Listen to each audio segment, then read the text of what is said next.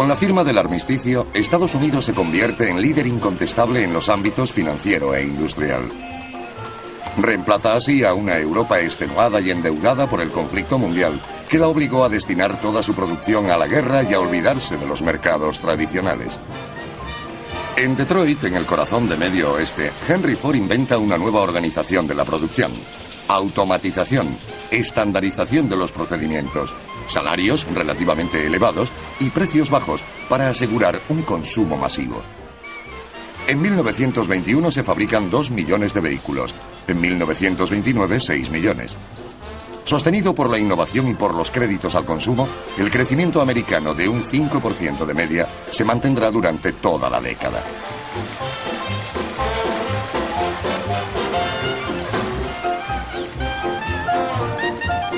Este crecimiento favorece a todos los sectores de la economía, a la bolsa y a las nuevas industrias como el cine, la aviación, el petróleo, las comunicaciones y los bienes inmuebles. Es la velocidad de la flamante máquina del capitalismo moderno que se mueve al ritmo acelerado de una película muda.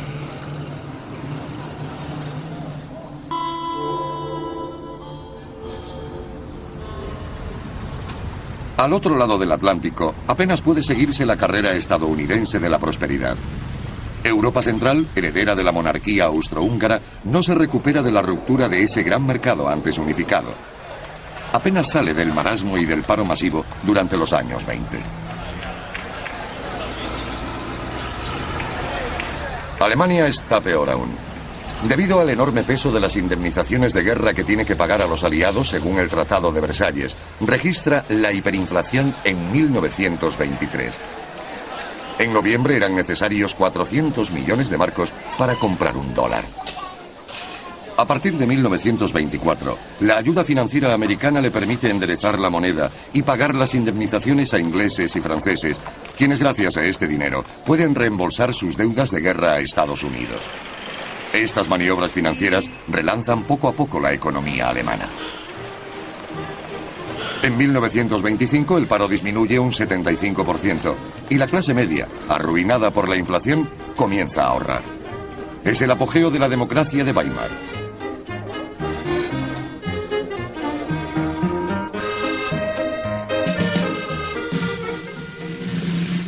En la calle y en el Parlamento, la socialdemocracia se mantiene en el candelero.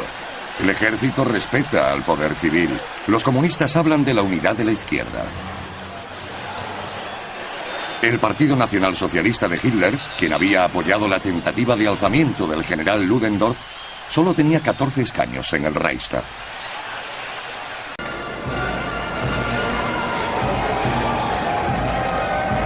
Inglaterra no reencuentra su posición como potencia mundial dominante, a pesar de las gloriosas apariencias de un imperio aún extendido por todo el planeta.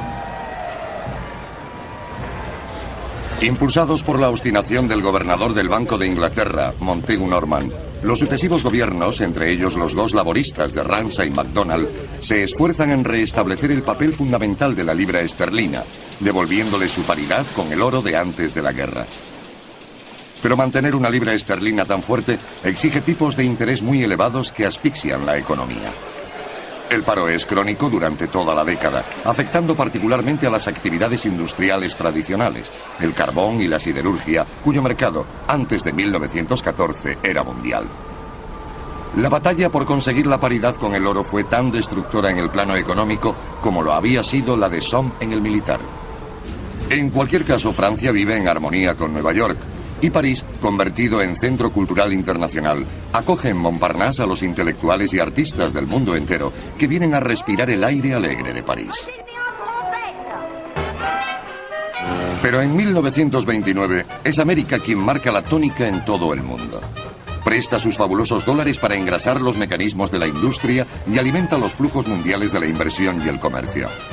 Desde 1927 asistimos a la subida de la Bolsa de Nueva York, nutrida por el ahorro de las clases medias, que acceden a la prosperidad a través de una densa red de 24.000 pequeños y medianos bancos con inversiones especulativas de alto riesgo. Se permite la compra de acciones a crédito de hasta un 90% de su precio. Esta marea de dinero hace subir a todos los barcos, incluso a los que no son capaces de salir al mar. Esta burbuja especulativa creciente es tan peligrosa que el verdadero motor de la economía comienza a fallar al menos desde 1926. La otra América, la de los suburbios industriales o de los campos endeudados, tiene problemas para seguir el ritmo y para consumir. Algunos precios bajan, los excedentes se acumulan, pero son pocos los que ven venir la crisis cuando se baten todos los récords en estos años locos en los que el héroe incontestable es Charles Lindbergh.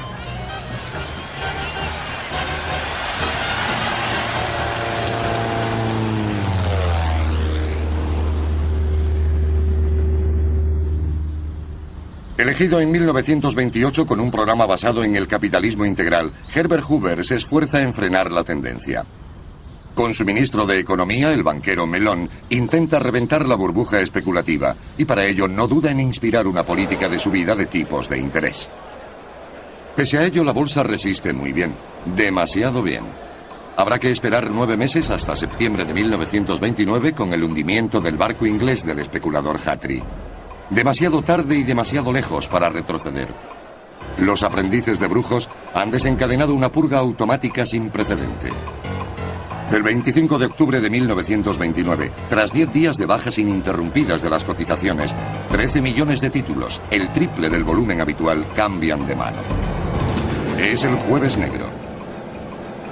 La asfixia comienza desde principios de la semana siguiente, después de una última tentativa de los bancos que gastan sus últimas reservas para intentar que los precios remonten.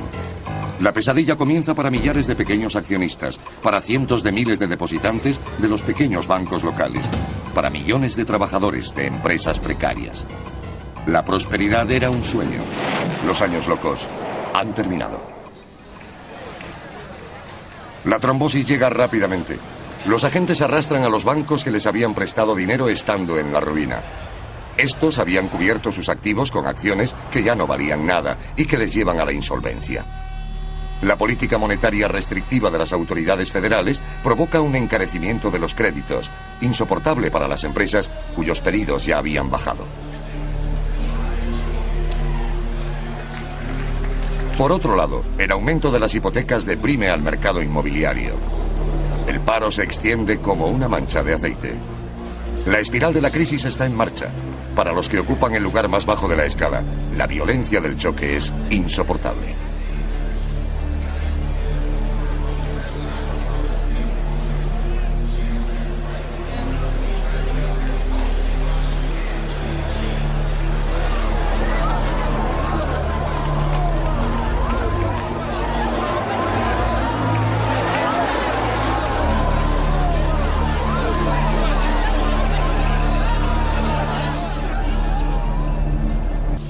La combinación de la desaceleración general, la crisis agrícola persistente y la huida de capitales hacia Wall Street para participar en el entramado bursátil ya había acentuado el paro, las quiebras y las desinversiones en toda Europa central. El canciller Brüning, católico recto y autoritario, no toca ni una coma del presupuesto para demostrar a los occidentales que su país no puede hacer nada si no se le alivia el peso de las indemnizaciones. Su inercia provoca una radicalización del debate político entre comunistas, quienes cuentan en sus filas con la mayoría de los parados, unos 6 millones en 1933, y los nazis, quienes en las elecciones de 1930 obtienen 107 diputados gracias al apoyo de las clases medias y rurales. Pero Inglaterra, cuya tasa de paro ya era la más alta de los grandes países de Europa, fue la más golpeada. En mayo de 1929, los laboristas vuelven al poder con Ramsay MacDonald. Afectados por la crisis americana y las repercusiones alemanas ya perceptibles, no dudan en recurrir a los parados para sustituir a los huelguistas. Tampoco comprenden, a pesar de las protestas de Keynes, la necesidad de poner fin a la política tradicional de sus predecesores conservadores, a pesar del riesgo de una ruptura del tejido social. Por supuesto, las pequeñas economías exportadoras de América Latina, muy dependientes de sus clientes del norte, se vieron afectadas de lleno. ¿Qué podía hacer Chile con sus excedentes de cobre o Brasil con el café antes de que se les ocurriera quemarlo en las calderas de sus locomotoras?